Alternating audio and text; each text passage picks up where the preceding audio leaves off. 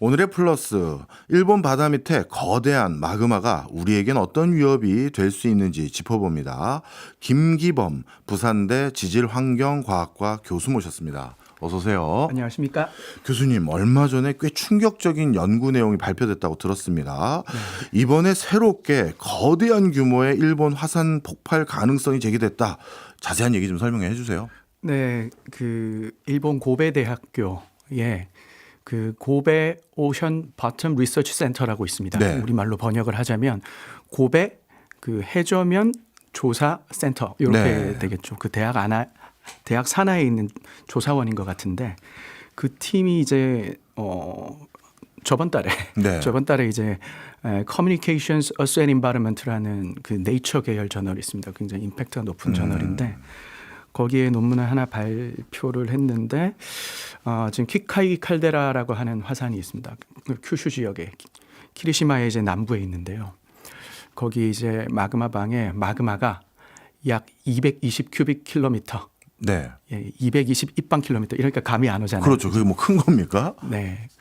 그 환산을 해보면 네. 이제 백두산이 서기 946년에 폭발을 했을 때 네. 분출한 마그마의 양을 네. 80에서 100 큐빅킬로미터 정도로 봐요. 예. 그게 이제 폭발 규모로 따지면 7 정도가 되거든요. 예. 10이 제일 높은 거죠? 아닌가요? 10까지 가는 화산은 지금까지 없었고요. 없었고. 네, 8까지 가는 화산은 지금 보고가 되고 있습니다. 예. 네. 그런데 이제 지금 그 마그마 양의 2배가 넘는 마그마가 지금 키카이 칼데라라는 이 화산 밑에 있고요. 예. 이 키카이 칼데라는 7,300년쯤 전에 분출을 했었는데 그때 당시에 분출했던 마그마의 양이 네. 160 큐빅킬로미터. 네. 그러니까 백두산 천년 대분화의 마그마 양보다 1.5에서 2배 정도.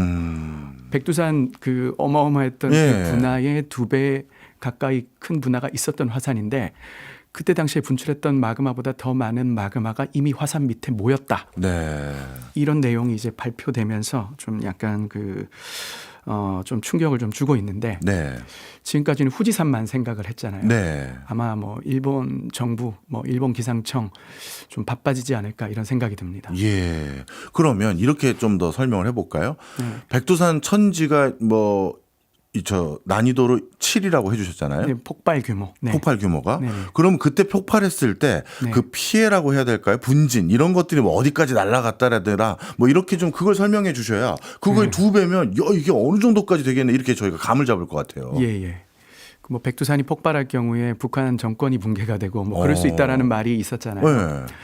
뭐 일단 그건 이제 서기 946년에 있었던 백두산 천년 대분화라는 분화로부터 우리가 유출을 하는 건데 네. 천년 대분화 당시에 만들어진 화산재가요. 네. 뭐 북한은 당연할 거고 우리 동해 바다 그리고 일본 홋카이도 그리고 태평양 네. 그 그린란드 그린란드까지요? 네네네 빙하에서도 발견이 되고요. 이야. 그러니까 백두산 분화 당시에 화산재가 북반구 전체 대기에 분포했었다. 이렇게 보시면 됩니다. 그러니까 네. 그 헤미스피어 디자스터 뭐 이렇게 표현을 하거든요. 네. 그러니까 어떤 그 전지구적 피해는 아니에요. 왜냐하면 네. 북쪽에서 터진 화산재가 남반구로 가기는 어려워요. 예, 제트 기류의 특성상.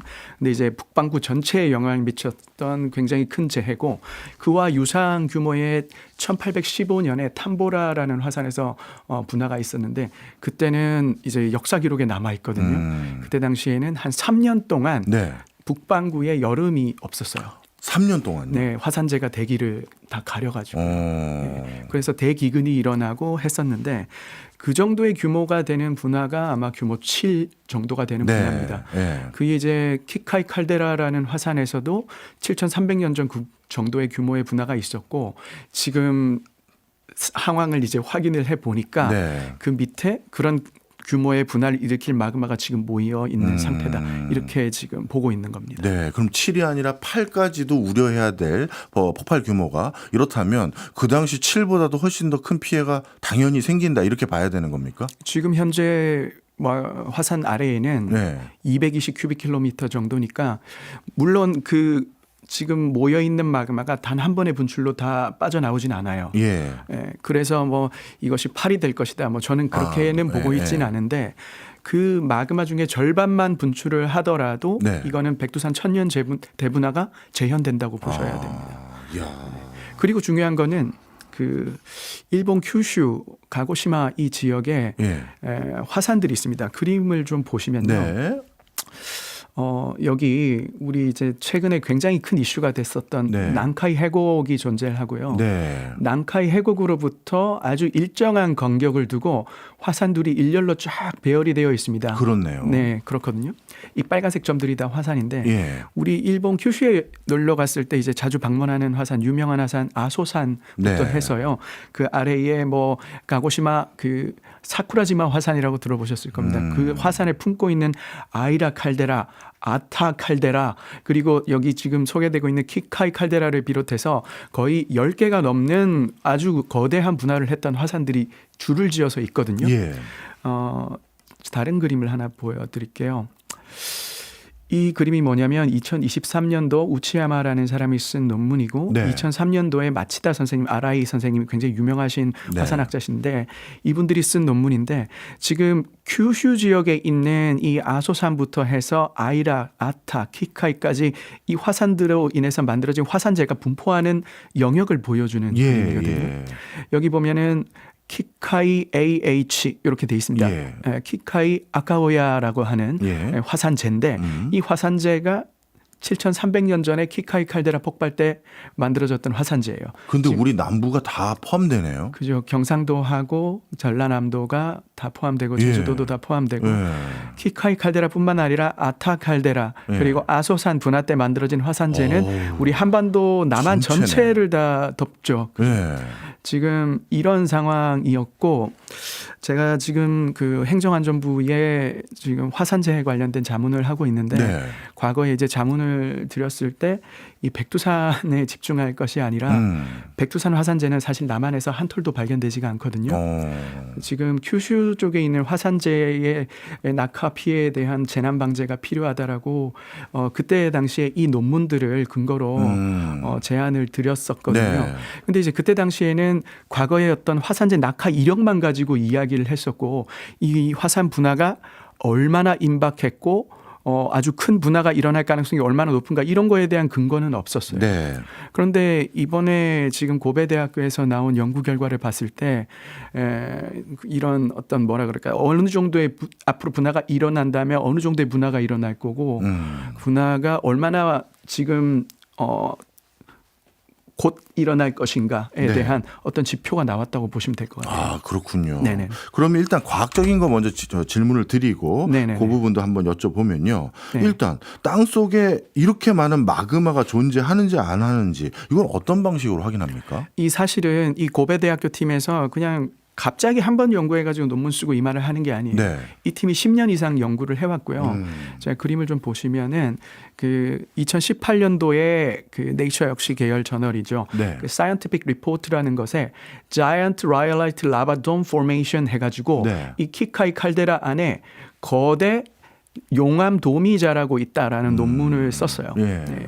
여기서 이 사람들이 지질학적인 조사를 했거든요. 예. 어떤 조사를 했냐면 이게 이제 제가 보여드린 이 그림이 이제 그 사람들이 조사해서 만들어냈던 해저 지형도고요. 예. 그 우리 그 대왕고래 탐사했을 때 탄성파 탐사라고 들어보셨나요? 네. 땅 속을 들여다보는 그런 탐사를 이 사람들은 석유 찾으려고 하는 게 아니라 화산 내부를 들여다보려고 했는데 지금 이 보여드리는 그림이 당시에 이 키카이 칼데라를 가로질러 가지고 그 키카이 칼데라 내부를 조사한 모습을 보여주는 건데 예.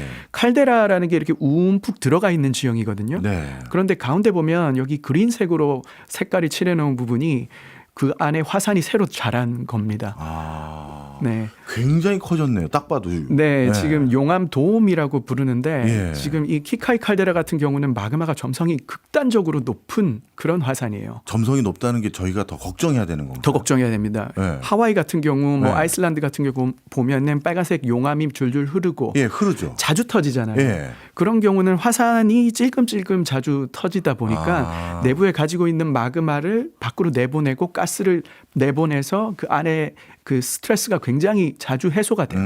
그래서 화산이 크게 폭발할 여지를 남겨두지를 네. 않는데 지금 이런 키카이 칼데라와 같은 경우에는 라이올라이트 유문암이라고 하는 마그마 중에서도 가장 점성이 높은 종류의 마그마가 땅속에 가득 차 있기 때문에 여기는 용암이 밖으로 분출하지 못하고 가스도 안 빠져나가 가지고 내부에 엄청나게 큰 압력이 걸려 있는 상황이에요. 일종의 점성이 높은 것이 압력밥솥처럼 만들어 놓은 거네요. 맞습니다. 그래서 2018년도에 이 팀이 이 탄성파 탐사를 통해서 용암돔의 규모를 이렇게 측정하고 그리고 실제로 스쿠버 다이빙하고 이렇게 배를 끌고 가면서 이 네. 용암의 샘플을 채취를 해가지고 그래가지고 이것이 유문암질이고 그리고 중요한 거는 과거 7,300년 전에 있었던 폭발로 인해서 칼데라가 만들어졌어요. 예.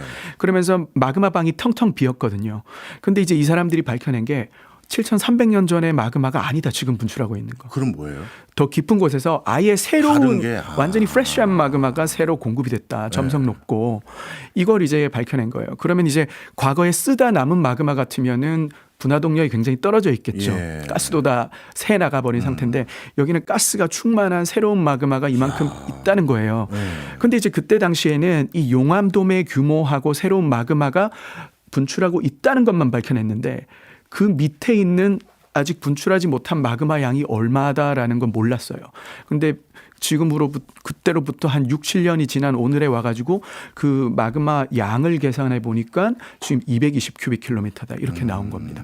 이건 그래서 지질학적으로 그리고 지금 물리학적으로 화산학적으로 굉장히 다각도로 뭔가 이 화산을 들여다봤고 이 사람들이 네. 그래서 여러 가지 방법으로 들여다봤을 때 이것이 지시하는 것이 딱 하나.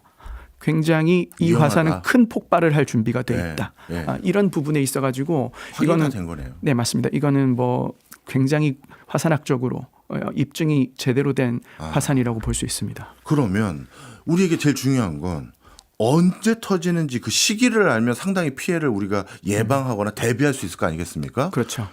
혹시 그런 거는 집계가 된 게 있을까요?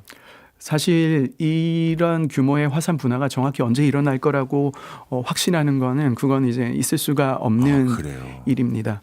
그런데 지금 제가 굉장히 우려스러운 것은 지금 우리가 지금 난카이 해곡 대지진에 대해서 이슈가 많이 됐었고 그 이슈에서 이제 이어져서 나온 네. 말들이 그 난카이 해곡의 북쪽에 위치한 후지산이 그로 인해서 폭발할 거라는 말들이 있었거든요. 일본 정부에서는 후지산 폭발이 임박했음을 공식적으로 인정하고 이재민이 2,700만 명 생길 거다라는 말까지 했을 정도니까요. 그 근거가 뭐냐면 1707년도에 후지산이 마지막으로 폭발했을 때 폭발 한 49일쯤 전에 그곳에 규모 9가 넘는 지진이 발생한 적이 있었어요. 9급의 지진이. 그걸 난카이 해곡 대지진이라고 말을 하는데 그때 당시에 일어났던 지진의 여파로 인해서 마그마방이 흔들어지고 그래서 폭발했다라고 믿고 있어요. 화산학자들. 만약에 그래서 지금 일본 정부에서 난카이 해곡 대지진이 뭐 30년 내에 발생할 확률 90%다라고 말하고 있는 상황인데 난카이 해곡 지진이 발생을 한다면 만약에 뭐 후지산도 위험하겠지만 지금 이 키카이 칼데라가 오히려 후지산보다도 난카이 해곡에 더 가까워요. 그렇기 때문에 지금 이 난카이 해곡 가까운 이 키카이 칼데라의 경우도 그 대량의 마그마가 이 지진으로 인해서 분화가 유도될 가능성이 있다는 거죠. 쉽게 말해 이쪽에서 폭발 일어난 게 연쇄적으로 다른 데도 자극하게 된다 이 얘기인 거네요. 맞습니다. 우리가 북한 핵실험할 때 백두산 마그마방 건드려 가지고 분화할 수 있다라는 논문까지 나왔었거든요. 그러니까 이 난카이 해곡 지진이라는 건 핵실험 같은 작은 어떤 진동에 비할 바가 아니거든요. 이거 진짜 걱정이 되네요. 그래도 조금 뭐라도 얘기를 해주세요. 뭐 예를 들어서 30년 안에라든가 100년 안에 터진다라든가 뭐 이런 것도 불가능합니까? 지금 이 난카이 해곡이 가지고 있는 화산의 특성을 좀 우리가 어디를 통해서 유추를 해볼 수 있냐면요. 지금 제가 그림을 하나 보여드릴 텐데 뭐 1980년대에 이거는 세인트 헬렌즈산 미국 워싱턴주에 있습니다. 그 분화 당시의 모습이에요. 마치 핵폭탄이 터진 것 같죠. 이 세인트 헬렌즈 화산이 이런 식으로 그 분화하기 전에 이런 형태를 이제 우리가 플리니식 분화라고 부르는데 그냥 어떤 상태였냐면 화산의 정상에 용암돔 하나가 그냥 자라고 있었어요. 근데 이제 이 용암돔이라는 거는 그 지금 키카이 칼데라에서 자라고 있는 그 자이언트 라이올리틱 라바돔 요거하고 같은 종류의 예, 예. 용암돔이에요. 이 화산이 어떻게 분화가 이루어졌냐면 예. 이게 A, B, C, D가 돼 있습니다. 예. 그때 당시에 일어났던 건 이제 스냅샷으로 보여주는 건데 여기 보면은 화산의 측면부가 무너져 내리고 있는 그렇네요. 걸, 예, 보실 수가 있어요. 이게 네. 용암돔이 자라다 보니까 용암돔이라는 건 우리 아이슬란드나 하와이처럼 용암이 줄줄 흐르는 게 아니고 예. 이게 계속 안으로 용암이 주입이 되면서 네. 점성이 높다 보니까 화산이 빵처럼 부풀어 오르는 네. 거거든요. 그러다가 너무 부풀어 오르니까 얘가 경사가 심해지고 아. 자기 이제 안정성이 떨어지면서 무너져 내리는 건데 예. 그렇게 무너져 내리면서 위에 누르고 있던 용암돔이 붕괴되니까 그 밑에 압력이 낮아지면서 폭발이 유도가 돼요. 지금 이제 우려가 되는 거는 키카이 칼데라의 경우도 우리가 그 탄성파 탐사를 통해서 봤을 때 아주 큰 규모의 네. 예, 지금 여기서 보면은 그죠? 네. 용암돔이 어마어마한 규모의 용암돔이 자라고 있고 이게 주변에 어떤 지진이 나거나 해서 흔들어지고 이 용암돔이 만약에 붕괴가 된다. 네.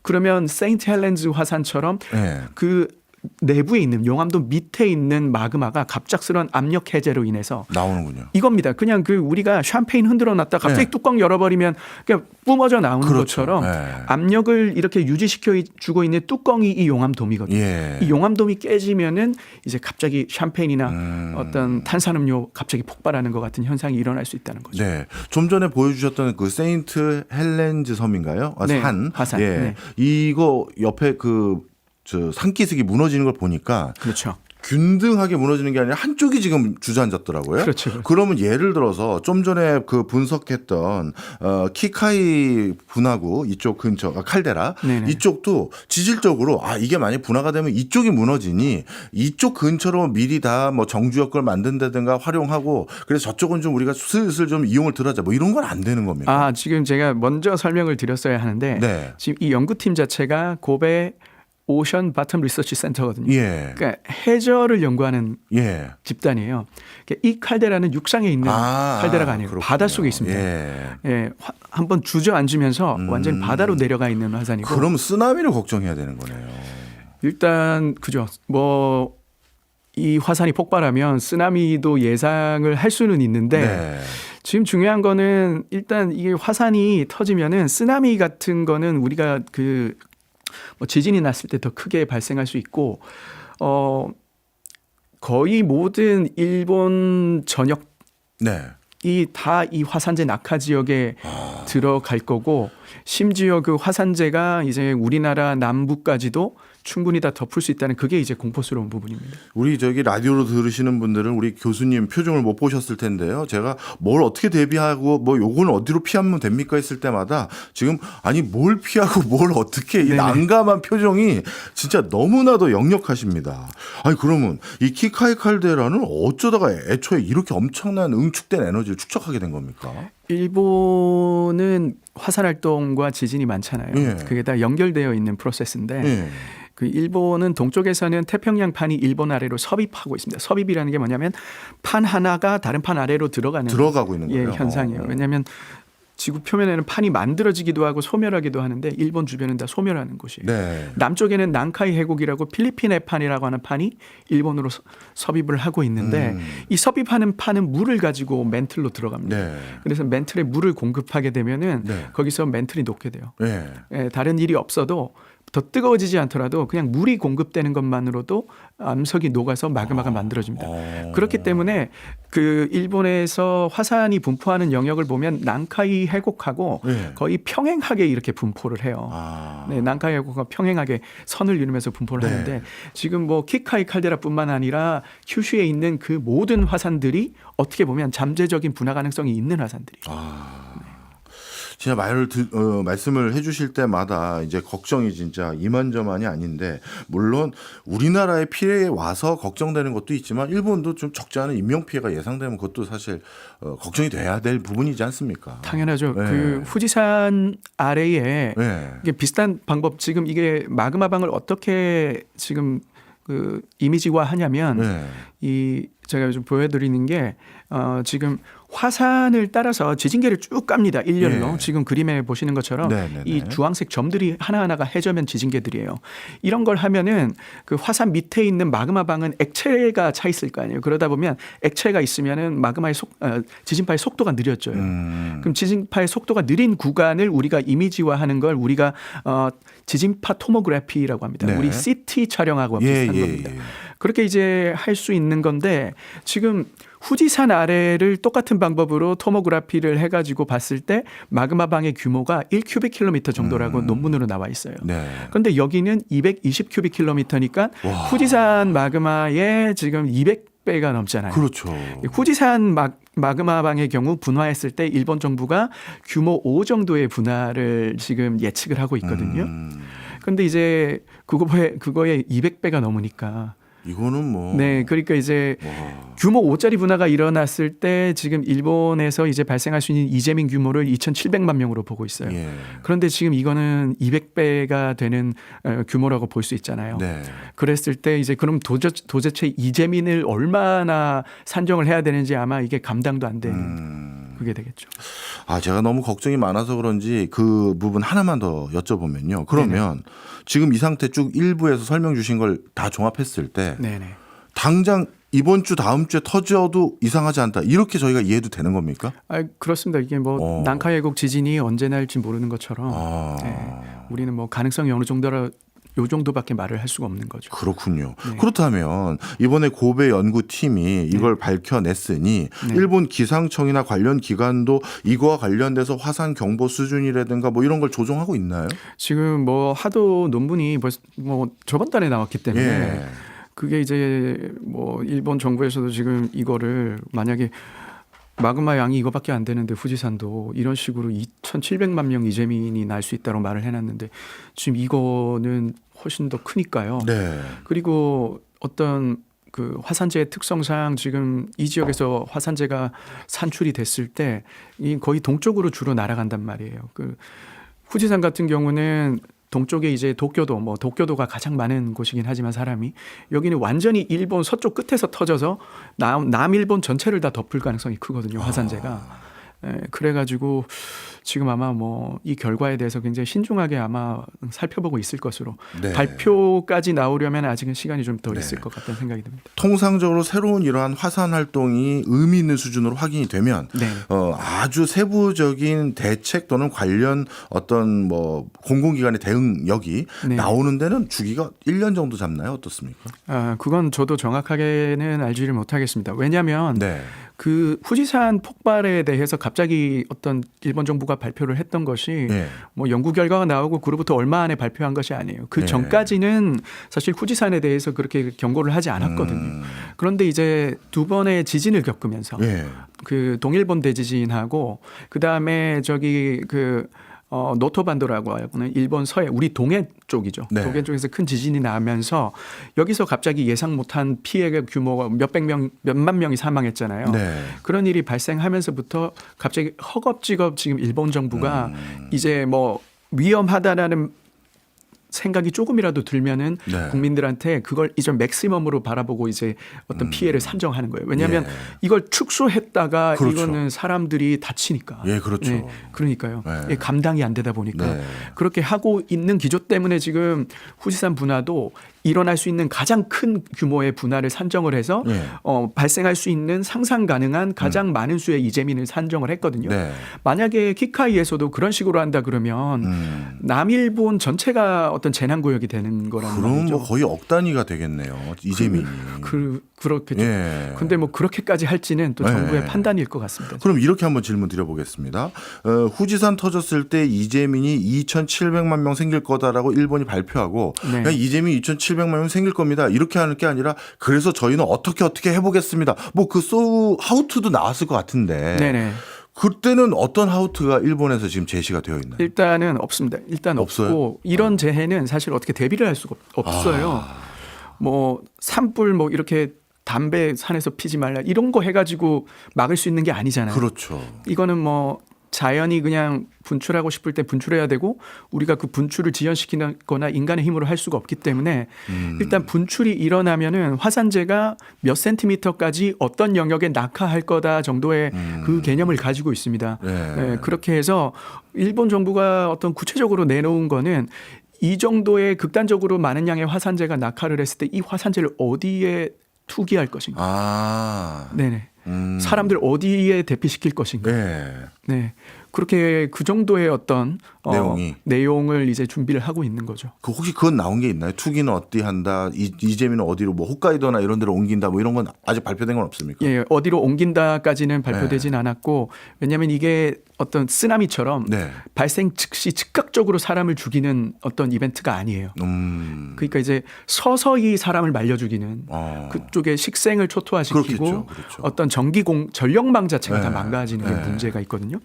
예, 그런 식으로 해서 문제가 생기기 때문에 이거는 이제 기본적으로 이재민이라는 게 여기서 생활을 할 수 없게 되면 이재민이 되는 거예요. 예, 죽고 사냐의 문제가 아니더라도 예, 그런 식으로 이렇게 하고 그다음에 이제 화산재 같은 경우는 장기적으로 결국 바다에다가 어떻게 폐기하는 그런 방안들을 지금 준비를 하고 있죠. 네. 바다에 폐기했었을 때는 뭐 지구 생태계에 큰 위해가 되는 건 아닌 겁니까? 그렇지 않습니다. 바다에는 지금도 많은 양의 화산재가 낙하하고 있고 바닷속에서 폭발하는 화산들이 우리가 육상에서 관측하는 것보다 훨씬 많고 네. 그렇기 때문에 그거는 괜찮은 거예요. 예, 문제가 되지는 않을 겁니다. 네. 그러면 도대체 화산재가 얼마나 쌓이기 때문에 이게 뭐 일주일 동안 우리 열심히 전 국민 대청소하듯이 치워보시죠. 이런 수준으로 해결이 안 되는 양인가 보죠. 뭐 그 우리 행안부에서 제가 예전에 회의에 자문으로 참석을 했을 때 어떤 전력망에 마비가 되는 정도의 양을 화산재가 2mm 정도 낙하했습니다. 2mm요? 네.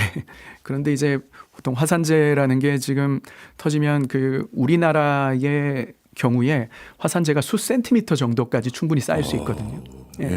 그 낙하하는 영역 안에서 그 2mm만 돼도 화산 물질이 전기를 통하게 하는 성질을 가지고 있기 때문에 다 합선을 유발시키고 전력망을 망가뜨리는데 지금 뭐 그 정도 양이라고 봤을 때 그 2mm가 낙하하는 영역은 거의 전 일본 영역과 우리의 남부 지역은 전체가 다 포함된다라고 볼 수도 있습니다.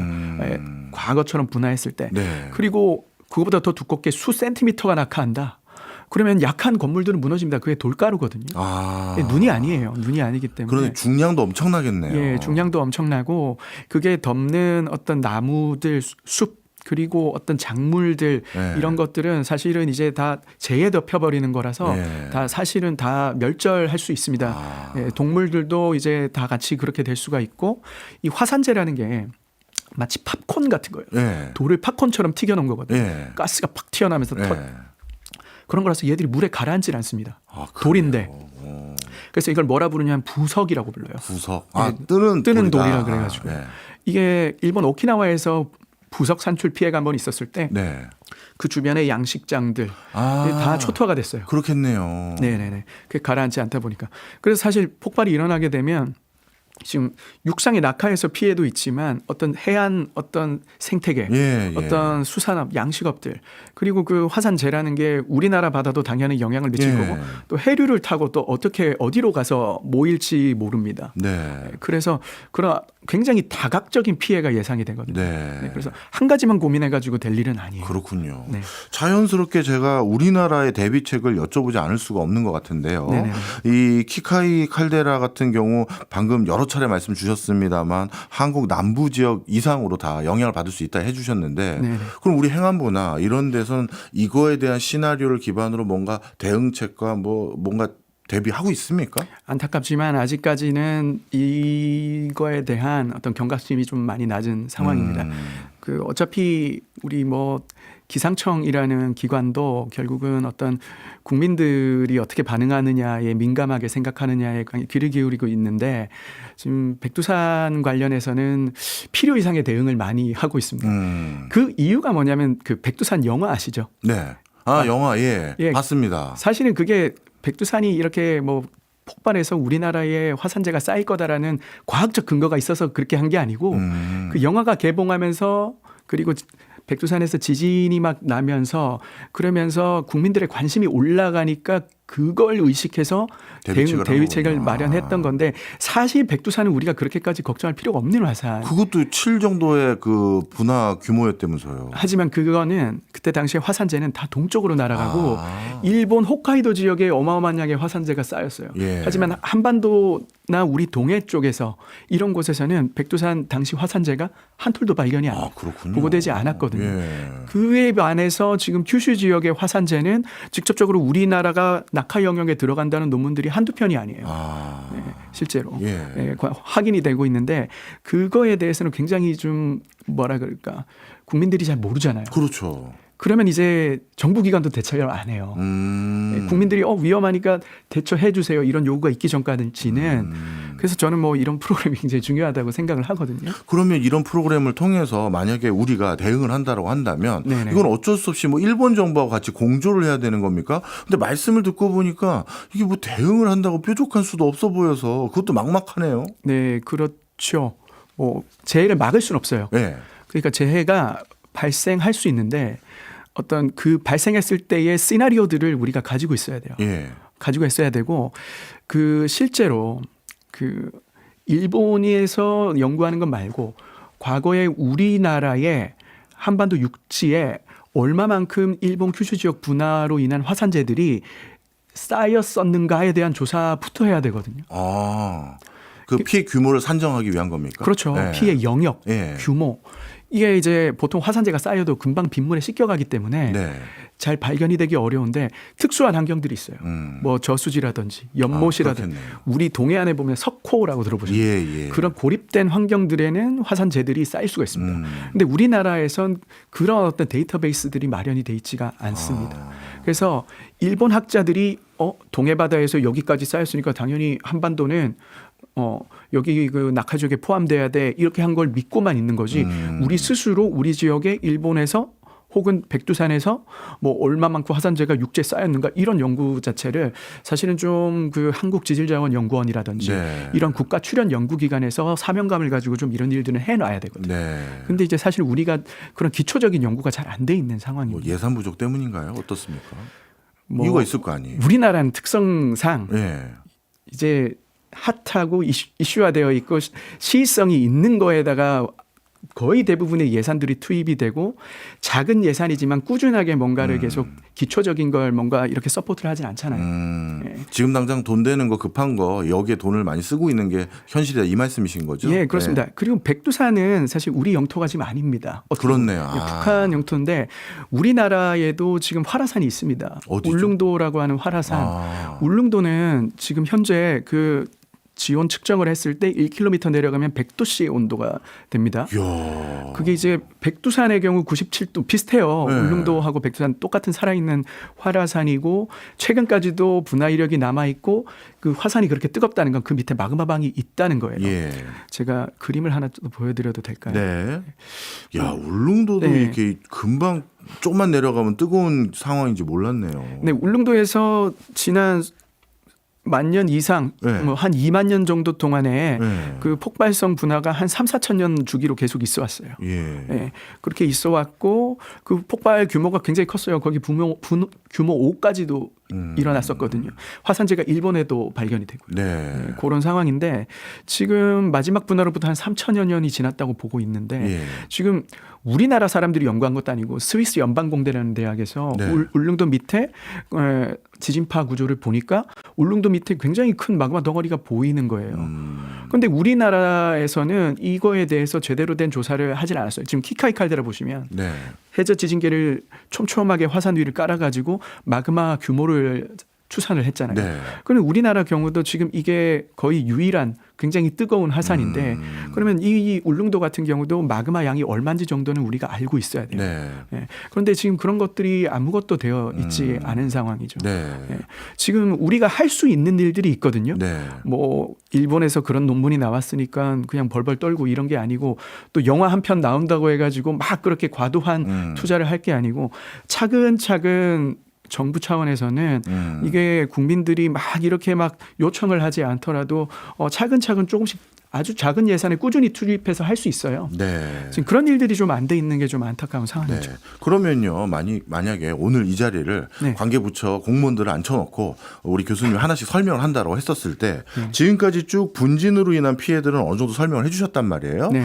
그리고 저 화산재로 인한 네. 그거 말고 또 뭐 해일이라든가 뭐 또 우리가 대비해야 될 추가적인 뭐 피해 형태 뭐가 있을까요?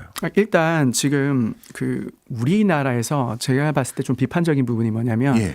지금 전 국토를 대상으로 예. 뭔가 어떤 재난 방제, 예. 어떤 지질재해 방제가 됐든 뭐든 전 국토를 대상으로 하고 있는데 사실은 이 특히나 제가 있는 이 부산을 포함하는 이 동남권 네. 지역들, 그러니까 경상남북도, 전라남도, 제주도 이 지역은 따로 관리될 필요가 있어요. 별도로. 예, 아. 사실 그 우리 조선왕조실록 같은 데 보면은 1700년대에 7.5에 달하는 지진이 두 차례나 동해안에서 발생을 하고 쓰나미가 기록이 돼 있어요. 네. 융기가 일어나고 산이 다 무너져 내리고 이런 기록들이 조선왕조실록에 있단 말이에요. 예. 그리고 실제로 그런 가능성이 지질학적으로도 보이고 예. 거기다가 지금 우리 동남권은 일본 큐슈에 있는 거대 화산 분화에 직접적 영향을 받을 수 있단 말이에요. 그래서 수도권하고 이 동남권은 기본적으로 나타날 수 있는 어떤 지질재해의 종류가 다릅니다. 그렇군요. 어떻게 보면 교통사고 우범 지역이네요. 그렇습니다. 예, 예. 그래서 사실은 이 지역은 건물을 지을 때도 네. 수도권 건물하고는 다른 기준이 필요하고요. 이 지역은 어떤 방제 정책 자체가 이 지역에 맞는 특성화된 정책이 쓰여져야 된다는 거예요. 예. 아. 그럼 우리가 모든 전국토를 갖다가 뭐 규모 7 지진이 날 혹은 규모 7 폭발이 일어날 그런 기준으로 하면은 뭐 어떻게 살겠어요. 그렇네요. 하지만 정말로 그럴 가능성이 높은 거 높은데. 특히나 우리 동남권 지역에는 원전이 집중이 돼 있잖아요. 그렇네요. 예, 그런 곳이기 때문에 우리가 그런 부분은 어떤 그 지역의 특성화된 어떤 방제 정책도 필요하다. 이런 말씀을 드립니다. 교수님 말씀 듣고 났더니 그래도 조금 만에 하나를 대비해야 될 원전 설비를 하필 또 왜 여기다 해놓은 거야? 이런 생각마저 드는데요. 그 사실 우리나라의 동해안을 따라서 큰 지진이 날 수 있다라는 사실이 알려지고 학계의 동의를 얻고 있는 게 불과 10년여밖에 안 돼요. 그렇군요. 네. 그 전에는 안정적이라고 생각을 해왔어요. 예. 근데 또 이게 사람들이 이런 생각을 가지고 있잖아요. 예. 만약에 원전이라는 걸 지었을 때 원자력 발전소가 터지면은 우리가 체르노빌에서 그 경험을 했기 때문에 네. 그 원전에서 이제 방사성 물질들이 다 동쪽으로 퍼져나갔던 그 기억들이 있어서 그런지 그게 이제 원전이 터지면은 동해를 지나서 일본 쪽으로 그런 걸 염두에 두고 동해안에 지은 것도 있고요. 또한 서해안에도 정력이 필요하잖아요. 네. 지금 뭐 서해안에다가 뭐 지금 경기에다가 반도체 클러스터 네네. 들어가고 하는데 전기가 없다고 그러잖아요. 예. 예. 지금 그렇게 하는 이유가 이게 결국은 중요한 건 원전을 쓰려면 이제 물이 필요한데 네. 물이 서해안은 좀 탁하다 이런 말도 있고 또 이게 서해안은 인구가 저기 경기권을 중심으로 해서 밀집이 돼 있다 보니까 네. 그렇게 한 것 같은데 네. 지금 이거는 좀 잘못된 지질학적 배경 지식하에서 만들어진 좀 잘못된 어떤 국가 어떤 마스터 플랜이다. 마스터 네. 플랜 아니었나 하는 생각이 예. 듭니다. 자, 첫 번째로 분진 얘기해 주셨고 두 번째로는 지진 얘기해 주시면서 동남권과 수도권 다른 지역들은 내진 설계라든가 나름대로 그 관리 기준점을 달리해야 된다 말씀 주셨어요. 네. 해일, 쓰나미 이런 거 걱정 안 해도 됩니까? 해일 쓰나미 2024년도 1월 1일 날 예. 일본 노토반도라는 곳에서 규모 네. 7.5 지진이 났어요. 예. 그때 노토반도라는 일본 쪽이 한 4m에서 5m 융기했거든요. 예.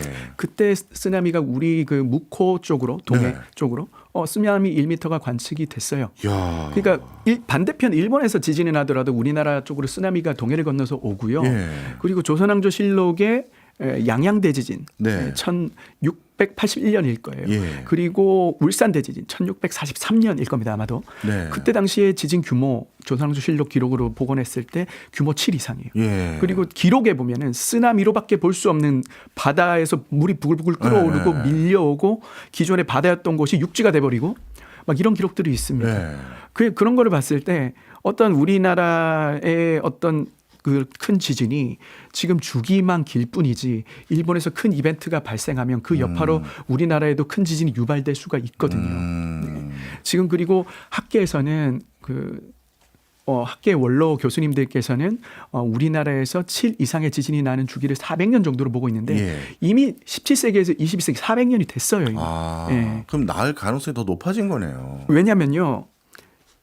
이 운동은 계속적으로 판의 운동은 계속적으로 동일하게 일어나고 있고 네. 그로 인해서 에너지는 계속 누적이 되고 있어요. 축적되네요. 네, 그 에너지는 언젠가는 뿜어져 나와야 되는데 그 주기가 400년이 됐든 300년이 됐든 네. 그게 오래되면 마지막으로 그게 발현이 됐던 시기가 오래되면 오래될수록 우린 점점 카운트다운을 하고 있는 거예요. 네. D-Day를 향해서. 네.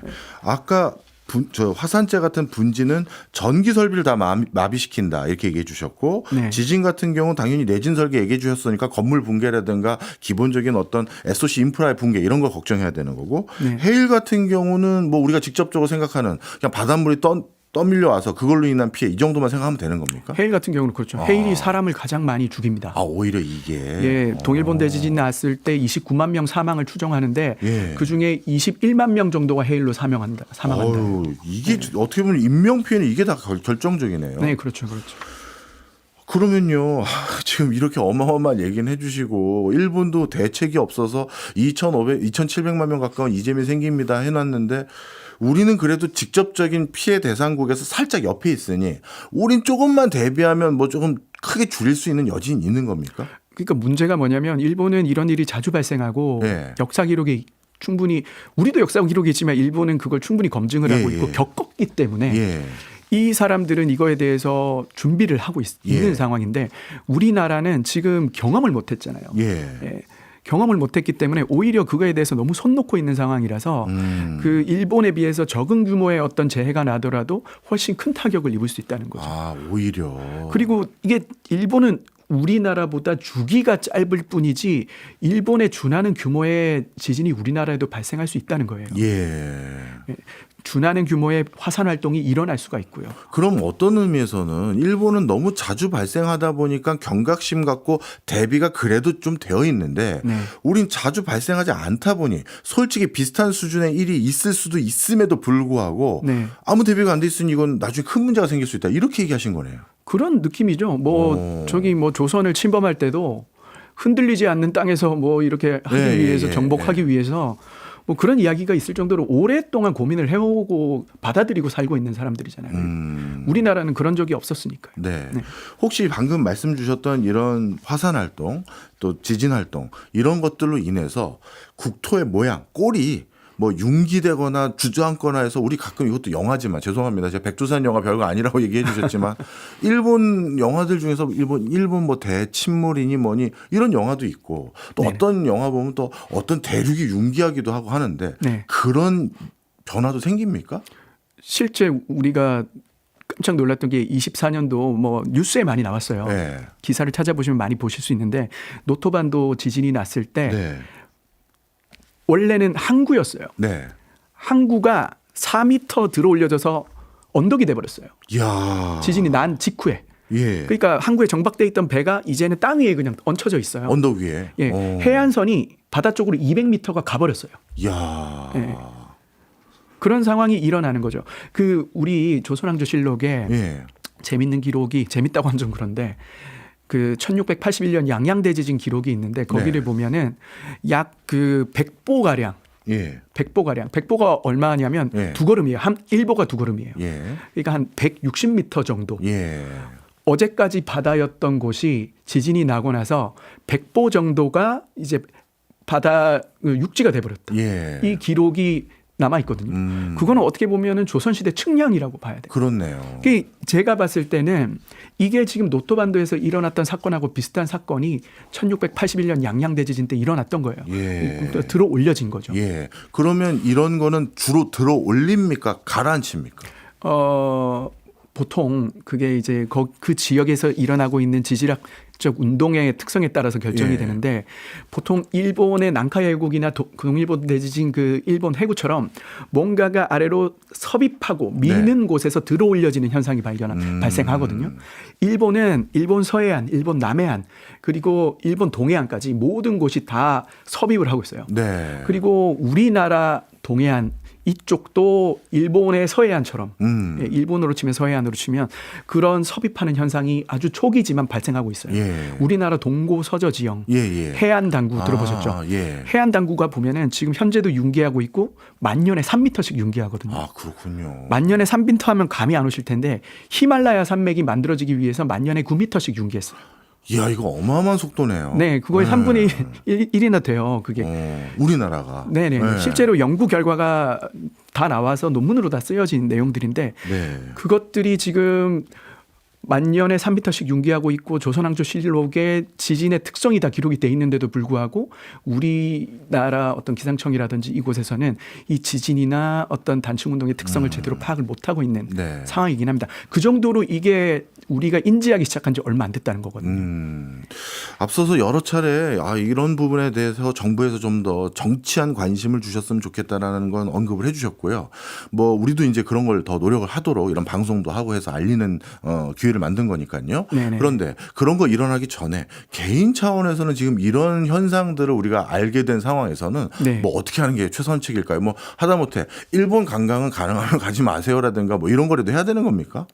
아니 일본 관광은 뭐 우리가 일본 관광한 지 하루 이틀이 된 것도 아니고 그렇죠. 그 뭐 몇십 년 전이나 지금이나 일본에서 그런 일이 발생할 확률은 거의 같습니다. 예. 그래서 그걸 새삼스럽게 그렇게 생각하실 필요는 없을 것 같고 또 일본은 그렇게 지질 활동이 활발하기 때문에 또 그런 우리나라에서 볼 수 없는 특이한 어떤 경관들이 만들어져 있는 거거든요.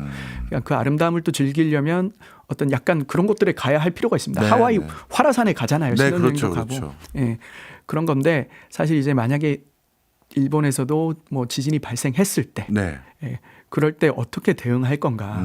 뭐 나 스스로가. 네, 화산 분화가 일어났을 때 어떻게 하는 것이 안전할 것인가 이런 거 정도는 우리가 미리미리 좀 어느 정도 숙지하고 있으면 그래도 그 순간에 네, 기지가 발휘될 수가 그렇네요. 있잖아요. 그럼 뭐 어떻게 지하로 내려가야 됩니까? 아니면 어떻게 해야 됩니까? 저는 지진이 났을 때는 무조건 건물 밖으로 나오시는 걸 추천을 드려요. 건물 밖으로 바깥에 있어야 되는 거군요. 네네네. 네.